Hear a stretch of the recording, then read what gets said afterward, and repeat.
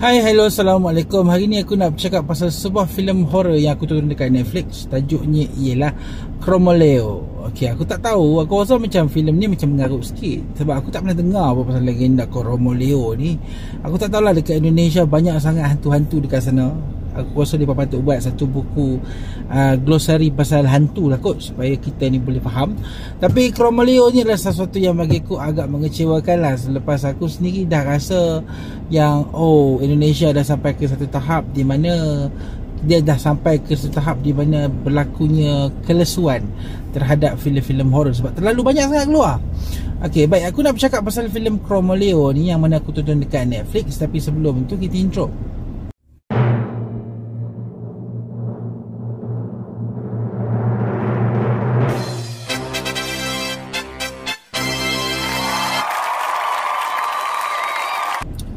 Chromoleo merupakan sebuah filem tahun 2024, filem arahan Anggi Umbara. Kita tahu Anggi Umbara ni adalah satu pengarah yang bagiku agak sinonim jugalah, orang kenal juga. Dan filem-filem dia pun ada setengah-setengahnya bagus, setengah-setengahnya tak. Tapi untuk Chromoleo bagiku ini adalah filem yang agak mengecewakan. Pertama sekali, filem ni berkisar pasal seorang perempuan dengan beberapa orang rakannya pulang ke kampung untuk satu kematian. So selepas itu diorang dihantui oleh hantu pengangkat jenazah. Okey, yang akan, kalau siapa tengok hantu tersebut, memang hantu tu akan datang dan membunuh orang yang tengok muka hantu tersebut. So dia adalah kisah silam kaitan dengan tok dia, dengan ayah dia, yang mana telah dibunuh dengan kejam. Ayah dia seorang pencuri tak silap, yang mana mempunyai sihir. Okey, dan bagi aku filem ni adalah sebuah filem yang klise lah. Chromoleo ni according apa yang aku baca lah, ianya merupakan satu mitos ataupun satu urban legend juga di sekitar Indonesia lah. Kita tak pernah tahu, aku sendiri tak pernah tengok gambar Chromoleo yang betul, dan tidak ada satu gambar footage yang real Chromoleo tu dekat internet. Dan aku sendiri tak faham kenapa filem ni tajuknya Chromoleo, dan hantu tu pun tajuk dia, hantu tu sendiri nama dia Chromoleo.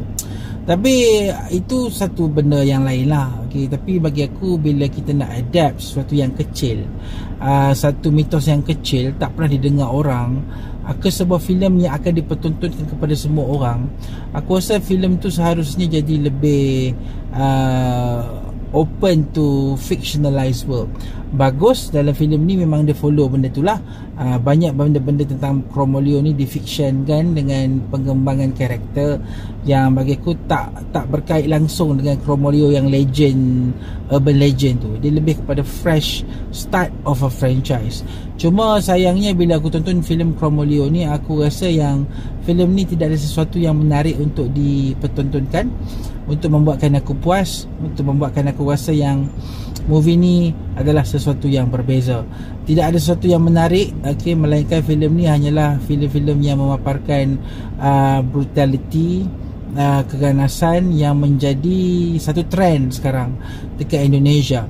Trend itu bagus, tapi ianya harus disulam dengan, orang kata, penceritaan yang bagus. Kalau ceritanya tak bagus tetapi hang keep on jual brutality, keganasan dan so on, tapi cerita dia tak menarik, ianya tak akan memberikan keterujaan. Malah bila keganasan itu dibuat melampau-lampau tetapi ianya tidak bercerita, sebaliknya ianya lebih menggalakkan kepada penonton untuk puas dengan babak-babak yang ngeri sahaja. Ianya masih belum sampai ke tahap di mana filem tu menarik lah bagi aku. Aku rasa sesuatu filem itu menarik sebab cerita. Kalau cerita menarik, buatlah gore and violence setara mana pun, orang akan puas sebab dia akan beradun dengan elok. Tapi kalau filem itu sekadar just untuk melepas batuk di tangga, dengan you put some characters there and then characters to interact antara satu sama lain, lepas tu dengan ending yang bagi aku entah apa-apa, tidak memberi impact kepada penonton, aku rasa ianya adalah sebuah filem yang waste of time. Cuma aku boleh puji filem ni dia lain sikit. Aku tak tahu dia nak perli mak kilau ke apa ke aku tak pasti. Tetapi filem ni punya style shooting memang ala-ala mak kilau lah. Dia bukan mak kilau sebenarnya. Hollywood pernah buat, kalau pernah dengar pengarah nama dia Paul Greengrass, tak silap aku, yang pernah buat series Bond, Bond Ultimatum lah, Bourne Supremacy apa semua tu. Style macam tu, still style kamera yang tanggung kan, dia tak pakai tripod. So filem ni style implement dia implement style itulah. Cuma bila aku tengok yang filem ni, style macam tu macam tak berapa nak masuk dengan filem horror. Sebab style macam tu yang kamera cemas-cemas, zoom sana zoom sini, bagi aku dia lebih sesuai untuk filem action. Tetapi filem ni cuba implement seni filem action kepada filem horror, tetapi kadang-kadang nampak menyesakkan jugalah. So sekaligus menyebabkan percubaan style kamera ala-ala mak kilau tu.